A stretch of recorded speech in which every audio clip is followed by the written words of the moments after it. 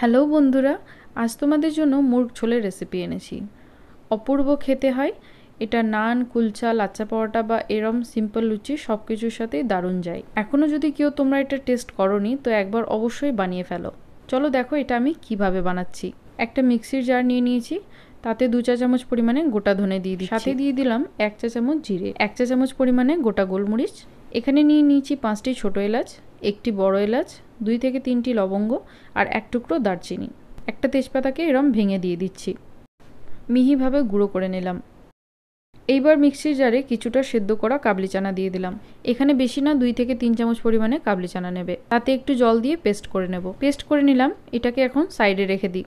তারপর এখানে আমি চিকেনটাকে ভালো করে ধুয়ে পরিষ্কার করে নিয়েছি।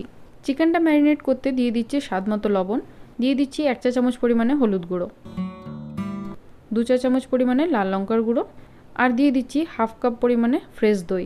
বেশি টক দই নেবে না। ভালো করে সব কিছুকে মাখিয়ে নিচ্ছি। মাখিয়ে নিয়ে এটাকে ঢাকা দিয়ে আধ ঘন্টার জন্য রেস্টে ছেড়ে দেবো। এইবার একটা পাত্রে 1/4 কাপ পরিমাণে তেল দিয়ে দিচ্ছি। তেলটা গরম হয়ে এলে এরম পাতলা স্লাইস করে কেটে রাখা পেঁয়াজ দিয়ে দিলাম। পেঁয়াজটাকে ভালো করে ভেজে নিতে হবে।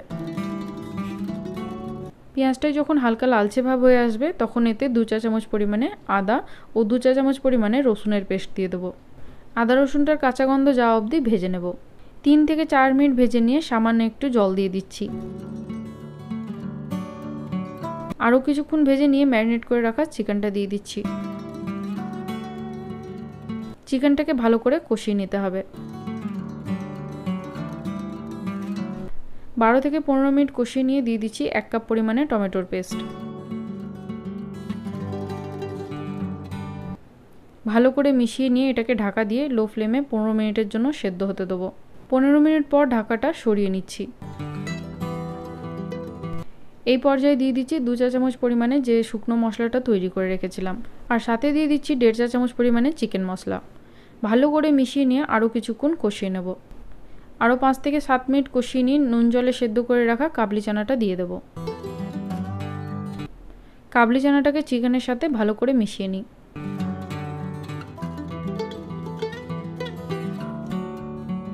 3 থেকে 4 মিনিট একটু নাড়াচাড়া করে নিয়ে গরম জল দিয়ে দিচ্ছি। আমি এখানে 2 গ্লাস পরিমাণে জল দিয়েছি।